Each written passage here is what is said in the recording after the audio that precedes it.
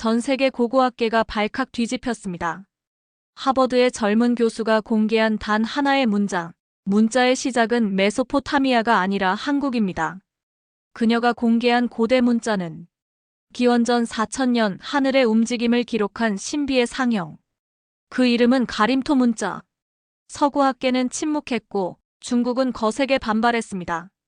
하지만 증거는 거짓말을 하지 않았습니다. 이건 신화가 아니라 실제한 역사입니다. 단군조선 하늘의 제사 세종실록의 한 줄. 지금 그녀의 입을 통해 감춰졌던 한국 문명의 진실이 드러납니다. 이 영상은 단순한 추측이 아닙니다. 실제 유물과 문헌, 천문 시뮬레이션을 기반으로 합니다. 지금부터 전 세계를 충격에 빠뜨린 그 진실의 여정을 함께 따라가 보시죠. 아래 댓글로 여러분의 생각을 나눠주시고 구독과 좋아요는 더 많은 진실을 밝혀내는 데 큰 힘이 됩니다. 안녕하세요. 저는 앨리스 카터입니다. 하버드 고대문명학과 조교수죠. 33살 나이에 하버드에 자리 잡았다는 것만으로도 놀라운 일이지만 학계에서는 저를 운 좋은 젊은 여자라고 수군거립니다. 특히 제가 남들이 가지 않는 길을 택했을 때는요. 앨리스, 빨리 와봐. 이것 좀 봐. 연구실 문이 거칠게 열리고 마이클이 헐레벌떡 뛰어들어왔습니다. 평소 차분한 그가 이렇게 흥분한 모습은 처음이었죠. 뭔데? 또 코피 쏟은 고대 두루마리라도 발견했어? 웃으며 말했지만 마이클의 표정은 심각했습니다. 그가 태블릿을 내밀었고 화면에 보이는 것을 보는 순간 제 농담은 목구멍에서 사라졌습니다. 이게 어디서 나온 거야? 손이 떨리는 걸 숨기지 못했어요. 화면에는 석판에 새겨진 낯설면서도 묘하게 익숙한 문자들이 보였습니다. 학부 시절 논문에서 스쳐 지나갔던 그 문자와 너무나 닮아 있었어요. 가림토 문자. 마이클이 흥분된 목소리로 말했습니다.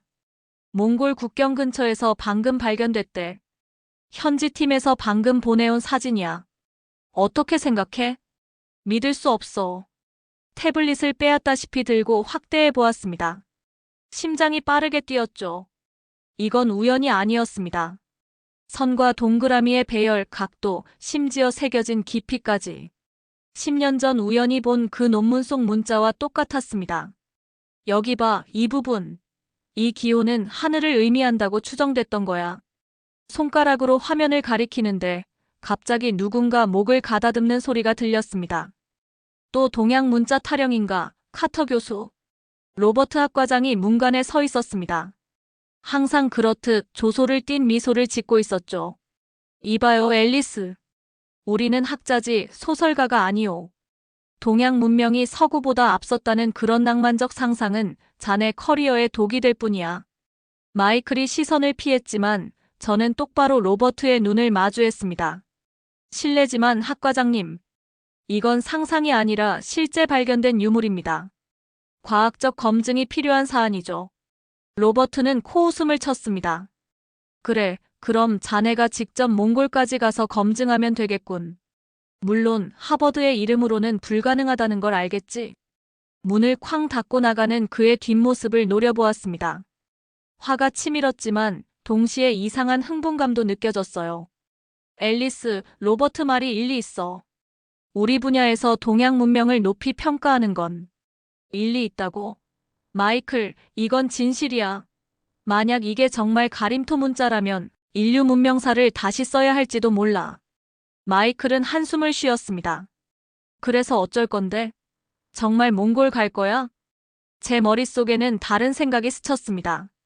아니, 몽골이 아니라 한국이야. 이 문자의 기원을 알려면 한국으로 가야 해. 그날 밤 연구실에 혼자 남아 오래된 자료들을 뒤적였습니다. 졸음과 싸우며 스크린을 노려봤어요. 한국 고대사, 가림토 문자, 단군 신화. 모든 정보를 모았습니다. 새벽이 되자 눈은 불타고 머리는 지끈거렸지만 마음은 확고했어요. 컴퓨터에 항공권 예약 사이트를 열었습니다. 서울행, 편도를 클릭했죠. 정말 미쳤군, 앨리스. 스스로에게 중얼거렸습니다. 하버드에서의 안락한 자리를 던져버릴 셈이야. 하지만 화면에 예약 완료 메시지가 뜰 때 이상하게도 후회는 없었습니다. 오히려 오랫동안 느끼지 못했던 희열이 가슴을 채웠어요. 이건 단순한 학문적 호기심이 아니었습니다. 소명이었죠. 다음 날 로버트의 사무실 앞에 서서 깊게 숨을 들이마셨습니다. 노크 소리에 들어오게라는 퉁명스러운 대답이 돌아왔어요. 2주 휴가를 신청하러 왔습니다. 로버트는 안경 너머로 저를 쳐다봤습니다. 어디로? 서울입니다. 그의 얼굴에 조소가 번졌습니다. 경력 자살을 하겠다는 건가, 카터 교수? 미소 지으며 대답했습니다. 아니요, 역사를 다시 쓰려는 겁니다. 인천공항에 발을 디딘 순간 현실감이 밀려왔습니다. 정말 한국에 온 거예요. 하버드의 안락한 연구실을 떠나 반대편 세계로 날아온 저를 보면 모두가 미쳤다고 할 테죠. 택시를 타고 서울대학교로 향하는 길, 창밖으로 빠르게 지나가는 도시 풍경이 신기했습니다. 운전기사가 백미러로 저를 힐끔거리며 물었어요. 관광객인가요? 서울대는 왜 가시나요? 김정우 교수님을 만나러 가요. 아, 그 유명한 천문학자 말이죠. TV에도 가끔 나오시는. 천문학자라는 말에 놀랐습니다. 제가 찾아가는 사람은 역사 천문학자였어요. 고대 역사 기록과 천문 현상을 연결해 연대를 추정하는 특별한 학자였죠. 서울대 연구실 앞에 도착하자 긴장감이 밀려왔습니다. 문을 두드리고 들어가니 벽면 가득 별자리 지도와 고문서들이 붙어 있었어요. 그리고 그 중앙에 김정우 교수가 있었습니다. 앨리스 카터 교수님, 멀리서 오셨네요. 예상과 달리 김정우 교수는 유창한 영어로 저를 맞이했어요. 우리는 간단한 인사를 나눈 뒤 바로 본론으로 들어갔습니다. 이게 제가 발견한 문자예요. 태블릿을 건네주며 말했습니다. 김정우 교수의 눈이 커졌습니다. 그는 사진을 자세히 들여다보더니 자리에서 벌떡 일어났어요. 이건 어디서 찾으셨나요? 몽골 국경 지역이요. 왜 그러세요?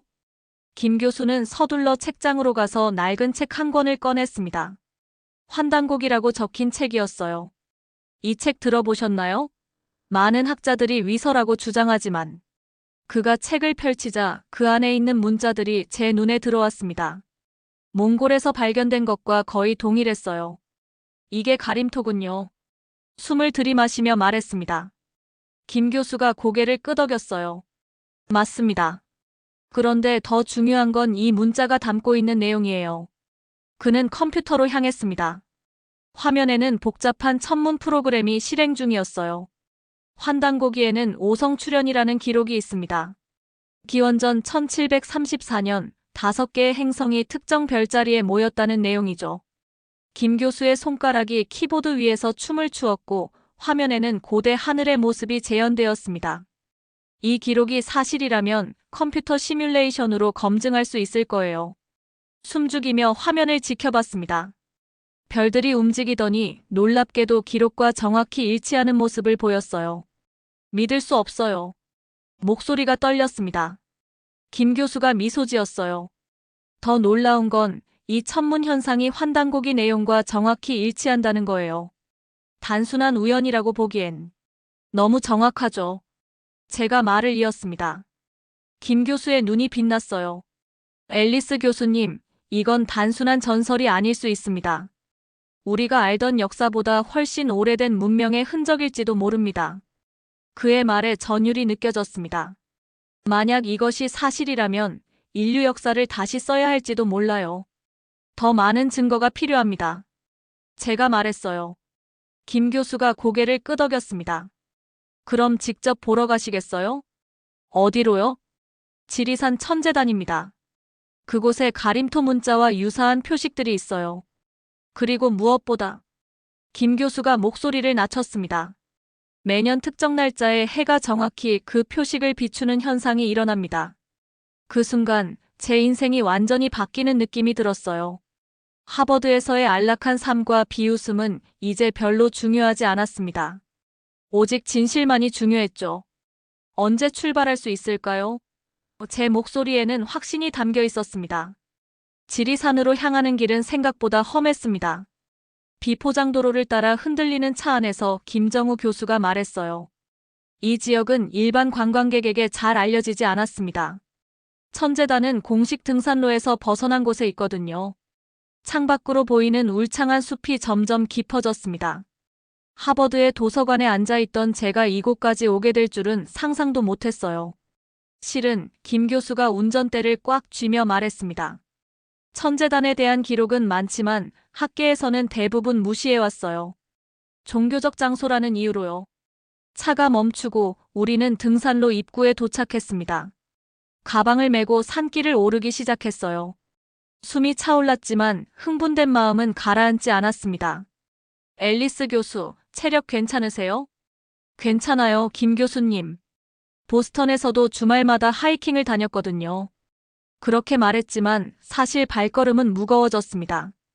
2시간쯤 올랐을까 갑자기 김 교수가 멈춰 섰어요. 도착했습니다. 눈앞에 펼쳐진 광경에 말문이 막혔습니다. 평평한 바위 위에 여러 개의 돌이 원형으로 놓여 있었고 그 중앙에는 커다란 제단석이 있었어요. 햇빛이 비스듬히 비치면서 돌 표면에 희미한 무늬가 드러났습니다. 저기 보이시나요? 김 교수가 가리킨 곳으로 다가갔습니다. 숨을 죽이며 무릎을 꿇고 돌을 살펴봤어요. 표면에 새겨진 흔적들. 심장이 빠르게 뛰었습니다. 이건 몽골에서 본 그 문자와 놀랍도록 유사했어요. 이걸 언제 발견하셨어요? 떨리는 목소리로 물었습니다. 10년 전이요. 하지만 자세히 연구할 기회가 없었습니다. 누구도 관심을 보이지 않았으니까요. 손끝으로 돌의 홈을 따라가며 문양을 느꼈습니다. 차가운 돌 위에 새겨진 글자들이 마치 살아있는 것처럼 느껴졌어요. 이건 4,000년 전 누군가가 새긴 거예요. 확신에 찬 목소리로 말했습니다. 김 교수가 놀란 표정을 지었어요. 어떻게 그렇게 확신하시죠? 문자의 형태가요. 이건 초기 가림토예요. 더 원시적인 형태죠. 일어서서 주변을 둘러봤습니다. 원형으로 배치된 돌, 그리고 저 멀리 보이는 지평선. 이곳은 분명 특별한 의미가 있는 장소였어요. 김 교수님, 이 돌들의 배치가 어떤 별자리와 일치하나요? 그가 고개를 끄덕였습니다. 북두칠성과 정확히 일치합니다. 그리고 동지 때 해가 저기서 떠오르면 말을 마치기도 전에 구름 사이로 햇살이 비쳤습니다.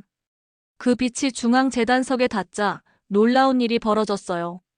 돌 위의 문양들이 선명하게 드러나기 시작했습니다. 이럴 수가. 말을 잇지 못했어요.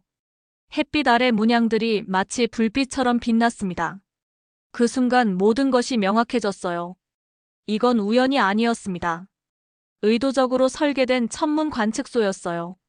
왜 아무도 이걸 믿지 않는 거죠? 손을 돌 위에 올리며 중얼거렸습니다. 김 교수가 깊은 한숨을 내쉬었어요. 서구 중심적 역사관 때문이죠. 동양 문명이 이런 정교한 천문 지식을 가졌다는 건 받아들이기 힘든 사실이니까요. 해가 구름에 가려지자 문양의 빛이 사라졌습니다. 하지만 제 마음속에는 이미 불이 붙었어요. 이건 분명 더 큰 무언가의 일부였습니다. 더 많은 증거가 필요해요. 결연한 목소리로 말했습니다. 김 교수의 눈이 반짝였어요. 그럼 다음은 백두산입니다. 전설에 따르면 단군이 하늘에서 내려온 곳이죠. 산을 내려오는 길, 머릿속은 온통 그 문양들로 가득했습니다. 학자로서 객관성을 유지해야 한다는 것을 알지만 가슴속 깊은 곳에서는 이미 알고 있었어요. 이건 단순한 신화가 아니었습니다. 역사였죠. 백두산으로 향하는 비행기 안에서 창밖을 바라봤습니다. 지리산에서의 발견은 충격적이었지만 이건 시작에 불과했어요. 제 옆자리에 앉은 김정우 교수는 태블릿으로 고문서를 검토하고 있었습니다. 이 지역이 정말 배달국의 수도였을까요? 호기심에 물었어요. 김 교수가 미소 지었습니다. 환단고기에 따르면 맞습니다. 하지만 배달국이라는 국가의 존재 자체를 인정하지 않는 학자들이 많죠. 비행기가 착륙하고 우리는 현지 가이드를 만났습니다. 박민호라는 이름의 젊은 역사학자였어요.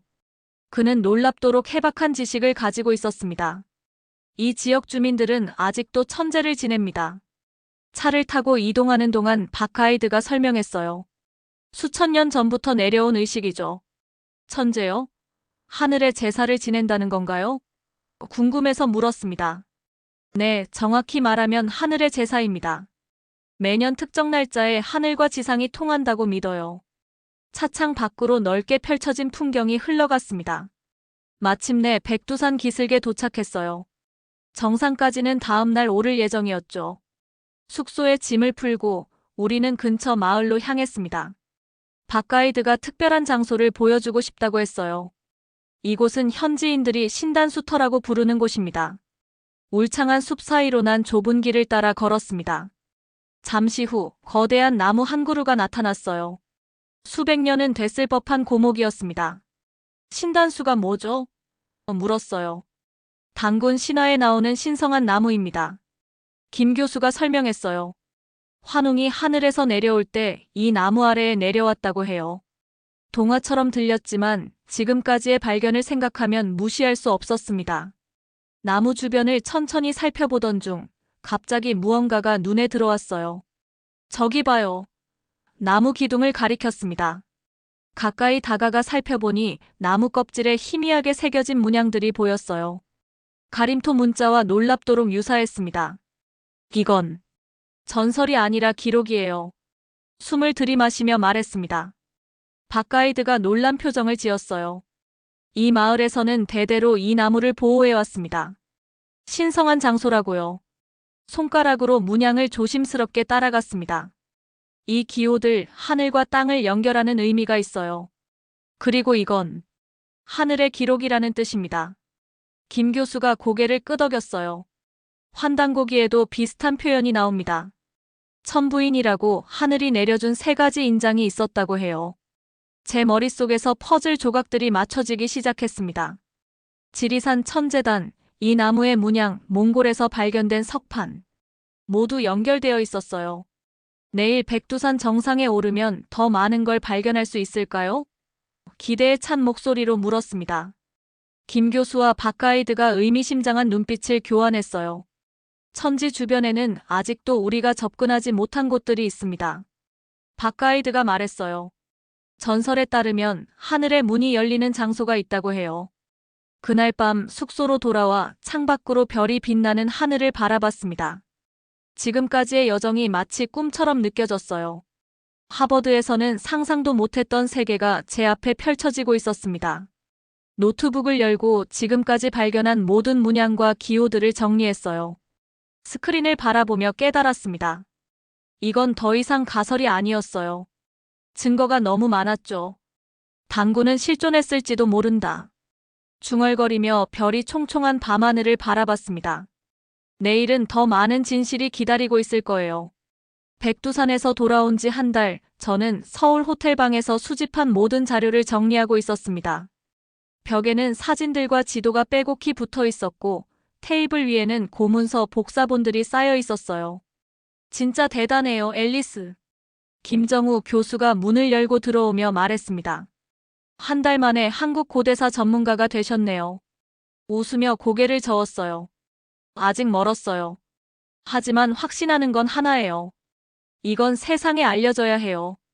김 교수가 커피를 내려놓으며 말했습니다. 그래서 유네스코에 신청서를 제출하셨다고요? 네. 단군 관련 유적지와 가림토 문자를 세계문화유산으로 등재해달라고 요청했어요. 제 노트북 화면에는 방금 도착한 유네스코의 메일이 열려 있었습니다. 며칠 전 보낸 신청서에 대한 첫 번째 답변이었어요. 그래서 반응이 어땠나요? 김 교수가 조심스럽게 물었습니다. 깊은 한숨을 내쉬었어요. 좋지 않아요. 메일을 소리내어 읽었습니다. 제출하신 자료는 학문적 근거가 부족하며 위서로 취급되는 문헌을 기반으로 한 신청은 검토하기 어렵습니다. 환단고기를 믿지 않는다는 거죠. 김 교수의 표정이 어두워졌어요. 예상했던 일입니다. 환단고기는 학계에서 19세기에 만들어진 위서로 취급되니까요. 답답함에 책상을 쳤습니다. 하지만 우리가 발견한 건 실제 유물이에요. 지리산 천재단의 문양, 백두산의 기록들. 이건 다 우연일 수 없어요. 창밖으로 서울의 밤 풍경이 펼쳐져 있었습니다. 높은 빌딩들 사이로 한강이 반짝이고 있었어요. 이 현대적인 도시 아래에 4000년 전 문명의 흔적이 숨겨져 있다니. 포기하지 않을 거예요. 결심했습니다. 다른 방법을 찾을 거예요. 김 교수가 미소 지었어요. 다큐멘터리는 어떨까요? 학계가 인정하지 않으면 직접 대중에게 알리는 거죠. 눈이 반짝였습니다. 좋은 생각이에요. 제가 하버드에서 몇몇 지인들을 알아요. 다큐멘터리 제작자들이죠. 그날부터 우리의 새로운 프로젝트가 시작되었습니다. 국립중앙박물관의 허락을 받아 유물들을 촬영했고 지리산과 백두산을 다시 찾아가 상세한 영상을 담았어요. 첫 촬영은 서울대 연구실에서 이루어졌습니다. 카메라 앞에 선 제 모습이 어색했지만 진실을 알리겠다는 의지는 확고했어요. 안녕하세요. 저는 하버드 대학교 고대문명학과 앨리스 카터입니다. 떨리는 목소리로 말을 시작했어요. 오늘 여러분께 인류 역사에 관한 놀라운 발견을 공유하고자 합니다. 말을 이어갔습니다. 당구는 단순한 신화가 아닙니다. 그는 실존 인물일 가능성이 높습니다. 제가 발견한 증거들을 보여드리겠습니다. 카메라를 향해 몽골에서 발견된 석판 사진, 지리산 천재단의 문양, 그리고 백두산 신단수 근처에서 찾은 기록들을 차례로 보여주었어요. 역사는 기록의 문제이기도 하지만 기억의 문제이기도 합니다.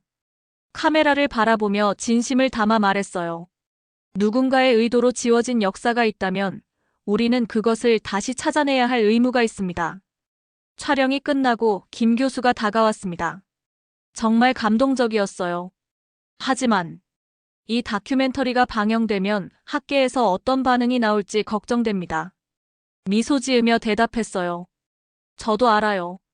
하버드로 돌아갈 수 없을지도 모르죠. 하지만 이건 제 경력보다 더 중요한 일이에요. 그날 밤 호텔방에서 하버드의 동료 마이클에게 이메일을 보냈습니다. 진실은 생각보다 더 놀라웠어. 곧 모든 걸 보여줄게. 다큐멘터리 촬영이 한창이던 어느 날 김정우 교수가 서둘러 전화를 걸어왔습니다. 앨리스, 지금 당장 국립도서관으로 와요. 중요한 걸 발견했어요. 1시간 후 국립중앙도서관의 특별 열람실에 도착했습니다. 김 교수는 이미 와서 기다리고 있었어요. 그의 옆에는 처음 보는 노년의 학자가 앉아 있었습니다. 이분은 윤태현 교수님이세요. 조선왕조실록 전문가십니다. 인사를 나눈 후 윤 교수가 흰 장갑을 끼고 조심스럽게 고문서를 펼쳤어요. 이건 세종실록 원본의 복사본입니다. 김 교수님의 부탁으로 특별히 살펴봤는데 흥미로운 구절을 발견했습니다. 숨을 죽이고 지켜봤어요. 윤 교수가 특정 페이지를 가리켰습니다. 여기 보세요. 세종 15년 기록입니다. 윤 교수가 천천히 읽었어요. 고조선의 옛 문자는 가림토라 하며 하늘의 이치를 담았다고 전한다. 심장이 빠르게 뛰었습니다. 이게 진짜인가요? 윤 교수가 고개를 끄덕였어요. 의심할 여지 없습니다. 세종대왕 시대에도 가림토 문자에 대한 인식이 있었다는 명백한 증거죠. 김 교수의 눈이 반짝였습니다. 이건 큰 발견이에요. 세종대왕은 한글을 창제하기 전에 고대 문자를 연구했을 가능성이 높습니다. 그렇다면 생각을 정리하며 말했어요. 한글의 철학적 기반에도 가림토의 영향이 있을 수 있겠네요. 윤 교수가 미소 지었습니다. 젊은 학자의 통찰력이 놀랍군요. 사실 저도 그 가능성을 오래전부터 연구해왔습니다. 한글은 단순한 문자 체계가 아니라 우주의 원리를 담은 철학적 체계이기도 하니까요. 3시간 동안 우리는 세종실록의 여러 구절을 분석했습니다. 고대 문자에 대한 언급은 드물었지만 분명히 존재했어요. 세종대왕이 한글을 만들기 전 고대 문자 체계를 연구했다는 증거였습니다. 열람실을 나오며 김 교수에게 물었어요. 왜 이런 중요한 기록이 지금까지 주목받지 못했을까요? 김 교수가 깊은 한숨을 내쉬었습니다. 조선시대 후기와 일제강점기를 거치며 많은 역사가 왜곡되었어요. 특히 고조선과 관련된 기록들은 의도적으로 무시되었죠. 카페에 앉아 노트북을 열었습니다. 지금까지 수집한 모든 증거를 정리하기 시작했어요. 몽골 석판의 문자, 지리산 천재단의 표식, 백두산 신단수의 기록, 그리고 이제 세종실록의 기록까지. 조선의 왕도 알고 있었던 사실이 왜 지금은 금기처럼 여겨지는 걸까요? 화면을 바라보며 중얼거렸습니다. 김 교수가 커피를 홀짝이며 대답했어요. 역사는 항상 승자의 기록이었으니까요. 일제는 한국의 고대 문명을 인정하고 싶지 않았어요. 그들의 식민 지배를 정당화하기 위해서였죠. 윤 교수는 조용히 자리에서 일어나 가방에서 낡은 책 한 권을 꺼냈습니다. 이건 제가 평생 모아온 자료들입니다. 이제 앨리스 교수님께 맡기고 싶어요. 더 많은 진실을 찾아내길 바랍니다. 책을 받아들고 펼쳐보니 손으로 쓴 메모와 오래된 사진들이 가득했어요. 윤 교수가 수십 년간 모아온 단군 관련 자료였습니다. 정말 감사합니다, 윤 교수님. 그날 밤 호텔로 돌아와 윤 교수의 책을 밤새도록 읽었습니다. 그 안에는 일제강점기 때 숨겨진 유물들의 위치, 독립운동가들이 보호했던 고문서 목록 등 놀라운 정보가 담겨 있었어요. 노트북을 덮으며 깊은 생각에 잠겼습니다. 세종대왕도 알고 있었던 비밀. 이제 저도 알게 되었네요. 창밖으로 서울의 밤하늘을 바라보며 다짐했습니다. 이 진실을 세상에 알리는 것, 그것이 제 사명이었어요. 윤 교수님의 자료집 속에서 한 이름이 계속 눈에 띄었습니다. 이유립. 그는 누구였을까요? 자료에 따르면 일제강점기 만주에서 활동했던 독립운동가였어요. 하지만 더 중요한 건 그가 환단고기의 원본을 수집했다는 사실이었습니다. 김 교수님, 이유립이라는 인물에 대해 알고 계신가요? 다음 날 아침 김정우 교수와 만나 물었습니다. 그의 표정이 변했어요. 이유립. 복잡한 인물이죠. 독립운동가이자 역사학자였지만 해방 후에는 친일파로 오해받아 역사에서 지워졌어요. 친일파라고요? 왜요? 김 교수가 커피를 마시며 설명했습니다. 그가 수집한 환단고기가 문제였어요. 당시 학계에서는 민족주의적 허구라며 비난했죠. 하지만 최근 연구에 따르면 그는 진짜 고대 문헌을 발견했을 가능성이 높습니다. 흥미로워서 더 자세히 물었어요. 그의 자료가 아직 남아있을까요? 대부분 사라졌지만 서울 북부의 작은 박물관에 그의 일부 유품이 보관되어 있다고 들었어요. 그날 오후 우리는 서울 외곽의 조그만 사립박물관을 찾았습니다. 한국 독립운동사 박물관이라는 소박한 간판이 걸려 있었어요. 박물관 관장님은 70대의 노신사였습니다. 우리의 방문 목적을 듣고 깊이 감명받은 듯 했어요. 이유립 선생의 유품을 보고 싶다고요? 오랫동안 아무도 찾지 않았는데. 그는 우리를 작은 수장고로 안내했습니다. 먼지 쌓인 상자 하나를 조심스럽게 꺼내셨어요. 이건 이유립 선생의 개인 일기와 수집품입니다. 그의 손녀가 돌아가시면서 우리 박물관에 기증하셨죠. 떨리는 손으로 상자를 열었습니다. 그 안에는 낡은 일기장과 몇 장의 사진, 그리고 작은 천주머니가 있었어요. 일기장을 조심스럽게 펼쳤습니다. 1930년대 만주에서의 기록이었어요. 페이지를 넘기던 중 한 구절에서 숨이 멈췄습니다. 오늘 마침내 찾았다. 동이족의 잃어버린 문자를. 선조들이 남긴 천부인의 흔적을. 이것이 우리 민족의 혼이다. 마이너스 1934년 7월 15일. 김 교수와 눈이 마주쳤습니다. 이어지는 페이지에는 가림토로 추정되는 문자 스케치가 그려져 있었어요. 몽골에서 발견된 문자와 놀랍도록 유사했습니다. 다음 페이지에는 뭐라고 적혀 있나요? 관장님이 궁금해하셨어요. 더 읽어 내려갔습니다. 일본인들이 우리 뒤를 쫓고 있다. 이 문서들을 안전하게 보관해야 한다. 백두산 근처 동굴에. 여기서 끊겼네요. 천주머니를 열어보니 작은 돌 조각이 들어있었습니다. 표면에는 희미하게 문양이 새겨져 있었어요. 이건 가림토예요. 흥분해서 외쳤습니다. 관장님이 놀란 표정으로 물었어요. 정말인가요? 우리는 그저 이상한 돌 조각이라고만 생각했는데. 김 교수가 돌을 자세히 살펴보았습니다. 이 문양은 천재단에서 본 것과 일치해요. 의심할 여지가 없습니다. 일기장의 페이지를 넘기며 이유립의 여정을 따라갔습니다. 그는 일제의 감시를 피해 만주와 중국 북부를 누비며 고대 문헌과 유물을 수집했어요. 그리고 마지막 기록에서 눈물을 흘렸다는 동료의 증언이 있었습니다. 이유립 선생은 마지막 문서를 읽고 눈물을 멈추지 못했다. 우리 민족의 진짜 역사를 발견했다고 했다. 일기장을 조심스럽게 다듬며 깊은 감동에 사로잡혔습니다. 누군가는 목숨 걸고 지키려 한 진실이었어요. 이제 제가 이어야 해요.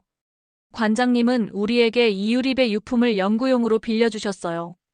돌아오는 길 차 안에서 김 교수가 말했습니다. 이유립이 백두산 동굴에 숨겼다는 문서. 아직 찾을 수 있을까요? 희망에 찬 미소를 지었습니다. 한번 시도해볼 가치가 있어요.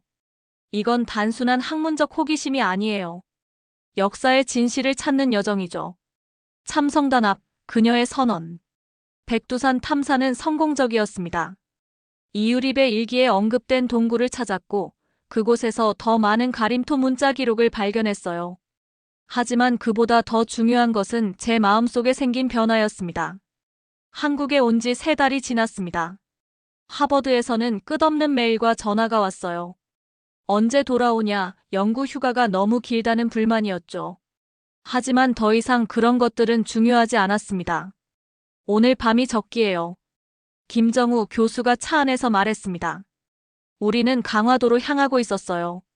참성단이라는 고대 천문 관측소가 있는 곳이었습니다. 달력을 보니 음력 10월 3일 개천절이었어요. 단군이 나라를 세운 날이죠?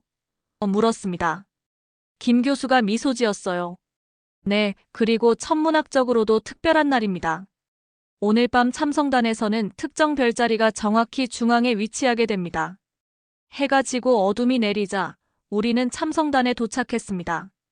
평평한 돌로 만들어진 원형 구조물이었어요. 중앙의 선이 하늘과 가깝게 느껴졌습니다. 이곳은 4,000년 전에 만들어진 천문대예요. 김 교수가 설명했습니다. 우리 조상들은 여기서 하늘의 움직임을 관찰하고 기록했죠. 밤하늘을 올려다보니 별들이 놀랍도록 선명했습니다. 특히 북두칠성이 눈에 띄게 빛나고 있었어요. 지금까지의 여정이 꿈만 같아요. 감정이 복받쳐 말했습니다. 다큐멘터리 촬영팀이 우리 주변에서 카메라를 설치하고 있었어요. 마지막 장면을 찍기 위해서였죠. 지난 몇 개월간 우리의 발견을 담은 다큐멘터리는 거의 완성 단계였습니다. 김 교수가 나지막이 물었어요. 앨리스, 정말 이렇게 하시겠어요? 이 다큐멘터리가 방영되면 학계에서 어떤 반응이 나올지. 깊게 숨을 들이마셨습니다. 네, 확신해요. 이건 제 경력보다 중요한 일이에요. 별빛 아래 카메라 앞에 섰습니다. 감독이 신호를 보내자 말하기 시작했어요. 저는 앨리스 카터 하버드 대학 고대문명학 교수입니다. 3달 전 저는 단순한 호기심으로 한국에 왔습니다. 하지만 지금 저는 완전히 다른 사람이 되어 돌아갑니다. 심호흡을 하고 계속했어요. 저는 평생 무신론자였습니다. 고대 신화는 그저 사람들이 만든 이야기라고 생각했어요. 하지만 이제는 달라졌습니다. 별이 빛나는 하늘을 가리키며 말했습니다. 이 별들은 4,000년 전 단군이 보았던 것과 같은 별들입니다. 제가 발견한 증거들은 분명합니다. 가림토 문자, 천재단의 석각, 세종실록의 기록, 이유립의 발견. 이 모든 것이 하나의 진실을 가리키고 있어요. 목소리에 힘을 주며 선언했습니다. 나는 더 이상 무신론자가 아닙니다. 저는 단군을 믿습니다. 그 순간 북두칠성이 참성단의 정중앙에 위치했습니다. 마치 하늘이 제 선언에 응답하는 것 같았어요. 카메라가 꺼지고 김 교수가 다가와 제 어깨를 토닥였습니다. 용기 있는 선언이었어요. 사실 저도 처음에는 반신반의했거든요. 미소 지었습니다. 이제 어떻게 될까요? 역사는 판단할 것입니다. 김 교수가 말했어요. 다큐멘터리는 전 세계적으로 방영되었습니다. 예상대로 학계에서는 엄청난 논쟁이 일었어요. 하버드 동료들의 반응은 차가웠지만 놀랍게도 많은 젊은 학자들이 저의 연구에 관심을 보였습니다. 6개월 후 서울 강남에서 가림토 문자 국제연구소 개소식이 열렸습니다. 세계 각국에서 온 학자들과 함께 저는 테이프 커팅식에 참여했어요. 카터 교수, 이 연구소를 통해 무엇을 이루고 싶으신가요? 기자가 물었습니다. 미소 지으며 대답했어요. 이건 한국만의 유산이 아니라 인류의 유산이에요. 우리는 잊혀진 역사의 퍼즐을 함께 맞추게 될 것입니다. 하버드로 돌아가지 않기로 했습니다. 이제 서울이 제 새로운 집이 되었어요. 단군의 이야기는 신화가 아니라 역사였고 저는 그 역사의 일부가 되었습니다. 참성단에서의 그 밤을 떠올리며 연구소 창문 너머로 서울의 밤하늘을 바라봤습니다. 그 같은 별들이 4,000년 동안 이 땅을 지켜보았다는 사실이 경이로웠어요. 당구는 신화가 아니었습니다. 창밖의 별들에게 속삭였습니다. 그리고 저는 그 진실을 세상에 알릴 것입니다. 오늘 사연은 여기까지입니다. 여러분들의 구독과 좋아요는 영상 제작에 큰 힘이 됩니다. 긴 영상 시청해주셔서 감사합니다.